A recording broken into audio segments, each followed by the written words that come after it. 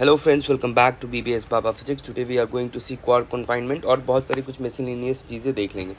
ठीक है, quark confinement क्या है? क्वार्क अगर मान लीजिए प्रोटोन जो है, प्रोटोन यूयूडी क्वार्क से बना है, तो आप इसको क्वार्क को अगर बाहर ले जाना चाहेंगे, तोड़ना चाहेंगे, तो क्वार्क जो तोड़ने की एनर्जी होगी, सेपरेट करने की एनर्जी होगी, वो उससे कम एनर्जी इसका क्वार्क और एंटी क्वार्क बनने का होगा। तो ये टूटने से पहले क्वार्क और एंटी क्वार्क बन जाता है। ठीक है, और क्वार्क बहुत पास रहता है तो ऑलमोस्ट फ्री रहता है। पर अगर क्वार्क जैसे जैसे दूर जाता है तो ग्लूऑन की वजह से, ग्लूऑन फोर्स कैरियर की वजह से इसका जो अट्रैक्शन बढ़ने लगता है, और इस अट्रैक्शन की वजह से इलास्टिक बैग की तरह हो जाता है, और ये जो है वो टूटने नहीं देता है। ठीक है, तो ये मैंने ब्रीफली बता दिया। अब देखते हैं notes. The energy required to produce a separation far exceeds the pair production of a quark anti-quark pair. बात हो गई है। So instead of pulling out an isolated quark, you produce mesons. Mesons quark and anti-quark से बनता है as a produce quark and anti-quark pair combined. ठीक है, अब देखिए, the quark of a proton are free to move within the proton volume, right? If you try to pull one of the quarks out, the energy required in the order of the क्या 1 giga electron volt. ठीक है, पर Fermi 1 electron गीगावोल्ट पर Fermi. ठीक है, like stretching and elastic bag. तो अब आप देखिए, यूयूडी तो प्रोटॉन था ही, और मेसॉन्स बन गया यू बार डी यू, तो ये क्वार्क और एंटी क्वार्क बन गया। ठीक है, तो ये डायग्राम बना दीजिएगा, काफ़ी है। आगे बढ़ते हैं। एक कीवर्ड है एसिम्प्टोटिक फ्रीडम। एसिम्प्टोटिक फ्रीडम वही कि जब पास आ जाता है, at the quarks with in a meson और Baryon get closer together, the force containment gets weaker so that it asymptotically approaches zero for close confinement, है ना। फोर्स, इसका मतलब क्या हो गया कि क्लोज कन्फाइनमेंट में कैसा बिहेव कर रहा है, कंप्लीटली फ्री। ठीक है, ठीक है।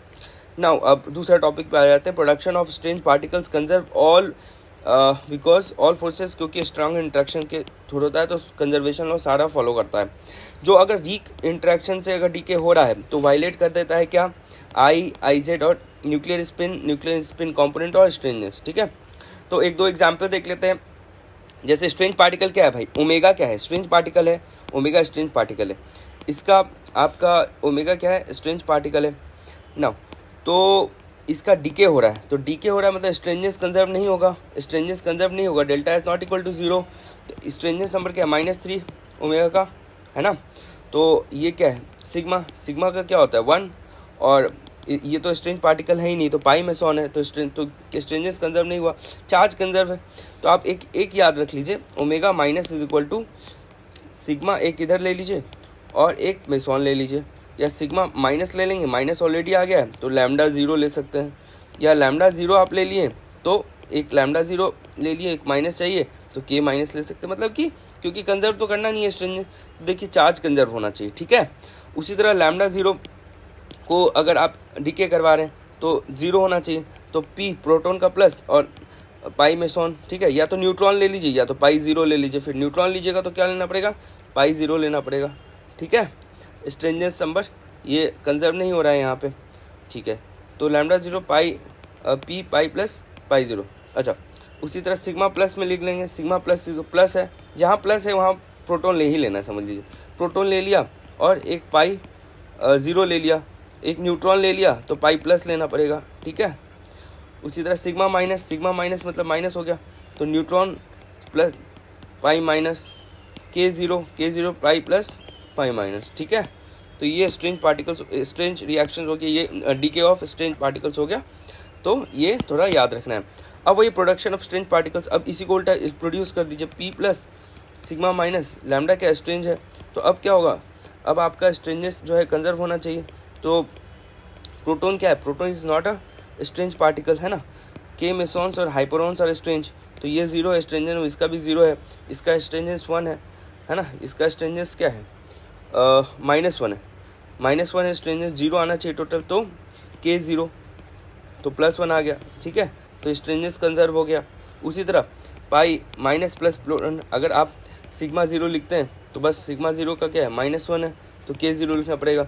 बहुत सारी तरह से सिग्मा माइनस लिखते हैं तो के प्लस लिखना पड़ेगा। ठीक है, तो ये सब तरीका है जब प्रोडक्शन ऑफ स्ट्रेंज पार्टिकल्स हो रहा है, राइट। आगे बढ़ते हैं। अब जो है वही बात, why do we not see free quarks और कलर पार्टिकल्स। क्यों नहीं देखते हैं अलग अलग? क्यों?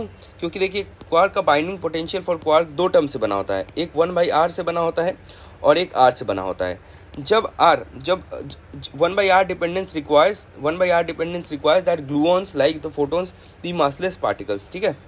1/r डिपेंडेंस कब होगा? ऐसा रिक्वायर करता है ग्लूऑन्स एक्सचेंज पार्टिकल से कि भाई ये मासलेस की तरह बिहेव करे। At small distances when quark are close together, बहुत पास है, the quarks feel weak potential and are almost free, ठीक है। बहुत पास है तो वीक पोटेंशियल फील करता है और ऐसा लगता है कि क्वार्क एकदम फ्री है। पर जब क्वार्क स्टार्ट टू सेपरेट, अलग दूर जाने लगता है, तो r dependent on the potential increases very little.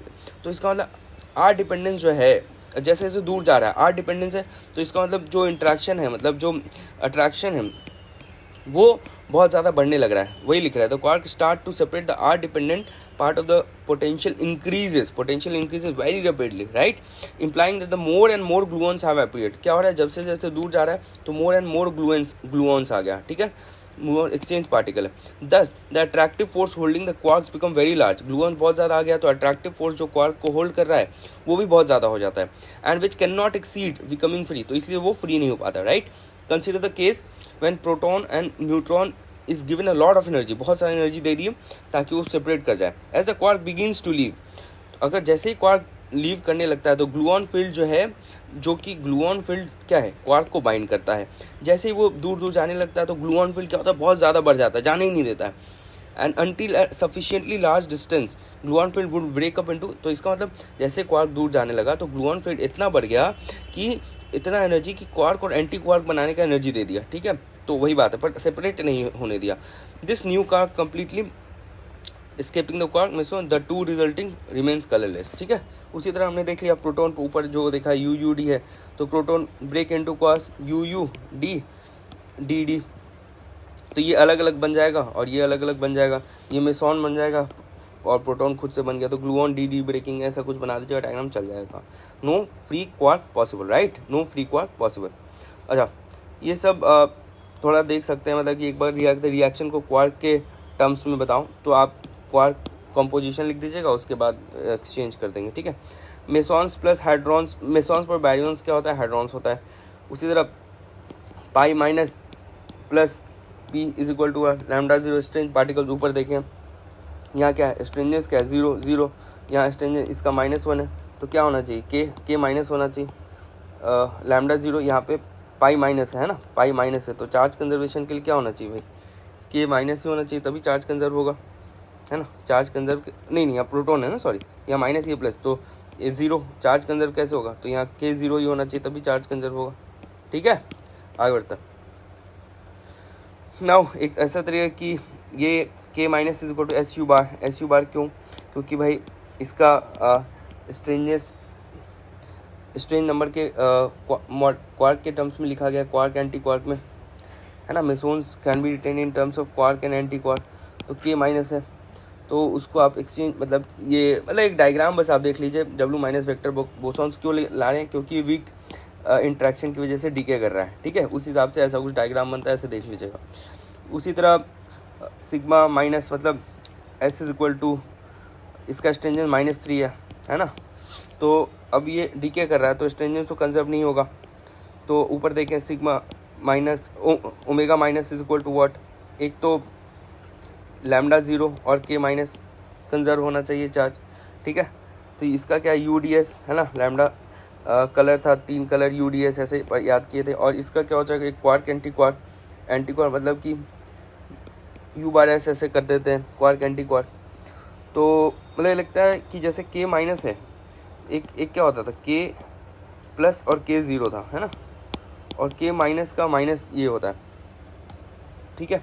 तो इस टाइप का आप डायग्राम देख लीजिएगा, हो जाएगा, राइट। आगे बढ़ते हैं अब डब्लू बोसोन्स और ग्लूऑन्स, ठीक है। डब्लू बोसोन और ग्लूऑन्स का देख रहे हैं कैसे डायग्राम में बनाते हैं। जैसे न्यूट्रॉन है, न्यूट्रॉन फेनमैन डायग्राम है, तो यहाँ W माइनस बोसोन, तो इस तरफ क्या हो गया, प्रोटॉन, और ये क्या बन गया, एंटी न्यूट्रिनो और इलेक्ट्रॉन, ये वाला डायग्राम, इसको बस ऐसे रिप्रेजेंट किया गया।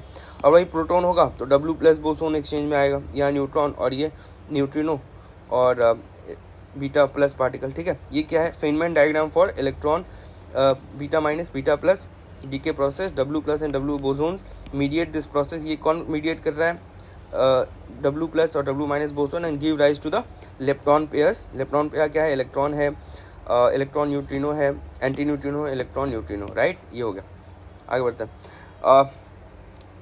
पाई माइनस और पी स्ट्रॉन्ग इंटरेक्शन, देखिए पाई माइनस प्लस पी, तो इससे क्या बनना है? ऊपर बार देख रहे हैं पाई माइनस, पाई है ना, पैर पकड़ लिए क्योंकि बहुत निगेटिविटी था तो बड़े आदमी का जाके पैर पकड़ लिए, पाई माइनस प्लस पी, ठीक है। ये कैसा होना चाहिए भाई? स्ट्रॉन्ग इंटरेक्शन होना चाहिए, है ना, स्ट्रॉन्ग इंटरेक्शन होना चाहिए।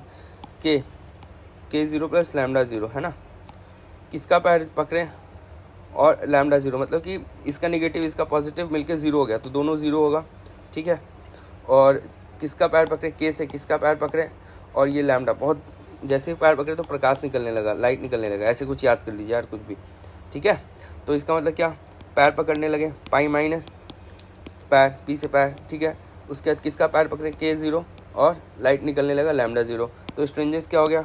इसका स्ट्रेंजेस तो ज़ीरो है, इसका भी ज़ीरो है, इसका +1 है ना, इसका +1 है और इसका -1 है, ठीक है। तो स्ट्रेंजेस कंजर्व हो गया, तो ये स्ट्रॉन्ग इंटरेक्शन हो गया। डीके प्रोसेस में बस हटाइए, डीके प्रोसेस में क्या? के ज़ीरो कंजर्व नहीं होगा, पाई प्लस पाई माइनस खत्म, pi plus pi minus zero हो गया। उसी तरफ exchange of pi plus and pi minus mesons by nucleons, nucleons जैसे प्रोटॉन न्यूट्रॉन में बनता है एक तरह से। तो ये क्या है? ये देखिए प्रोटॉन जो है यहाँ न्यूट्रॉन में बदल गया तो पाई प्लस यहाँ प्रोटॉन न्यूट्रॉन, ठीक है ना। तो प्रोटॉन प्रोटॉन से न्यूट्रॉन बनना है तो क्या? प्रोटॉन प्लस पाई माइनस क्या? न्यूट्रॉन बन जाएगा। वही देखिए proton plus pi minus neutron बन गया, न्यूट्रॉन प्लस पाई माइनस क्या, पाई प्लस क्या बन जाएगा? प्रोटॉन बन जाएगा। वही फेनमैन डायग्राम से बताया गया ये थोड़ा, और ये वाला फेनमैन दूसरा डब्लू वेक्टर डब्लू बोसोन्स के हिसाब से दिखा गया था, ठीक है, एंटी न्यूट्रिनो न्यूट्रिनो के टर्म्स में, राइट। और pi zero is equal to gamma, दो गामा बन जाता है, ये भी निकल जाता है, पाई ज़ीरो इज गामा, ऐसे करते हैं। मतलब मैं एग्जांपल्स दे रहा हूँ अलग अलग। यूकावा पोटेंशियल क्या होता है? यूकावा पोटेंशियल -c/e⁻⁻r r/r, ठीक है। यूकावा पोटेंशियल ऐसे बनता है, ठीक है। और ये ग्रैंड थ्योरी ऑफ यूनिफिकेशन का ग्रैंड यूनिफिकेशन थ्योरी के कपलिंग कॉन्स्टेंट्स है। यहाँ देखिए क्या है? Coupling constant. कपलिंग कांस्टेंट क्यों भाई? दो अलग अलग मिल रहा है तो कपल बन रहा है, ठीक है। कपलिंग कांस्टेंट सबसे पहले SU3 सिमेट्री के हिसाब से स्ट्रॉन्ग कलर फील्ड, फिर SU2 वीक, फिर EM, ठीक है। तो वीक को बीच में डाल दीजिए ताकि कुछ हो ना। तो SU3 SU2 और U1 ये EM, और ये तीनों मिल जाता है तो EM यूनिफिकेशन। ये कहाँ मिल रहा है? 2 × 10⁻14 भाई, 14, समझ रहे? 14 giga electron volt log energy. ये एनर्जी का क्या है? लॉग एनर्जी है, ठीक है। गीगा इलेक्ट्रॉन वोल्ट क्या कर दिया? यहाँ पे SU3 यहाँ वीक, यहाँ SU3 यहाँ SU2 यहाँ U1, ठीक है। ये किसके लिए था? स्ट्रॉन्ग के लिए, ये वीक के लिए, ये EM के लिए था। यहाँ grand unification 2 × 10⁻14 log of energy था गीगा इलेक्ट्रॉन वोल्ट में, और यहाँ पे कपलिंग कांस्टेंट था, ठीक है ना, कपलिंग कांस्टेंट था। The variation of coupling constant with energy log difference with energy, ठीक है। तो ये सब ओवरऑल हमने डिस्कस किया। Thank you for watching, thank you very much.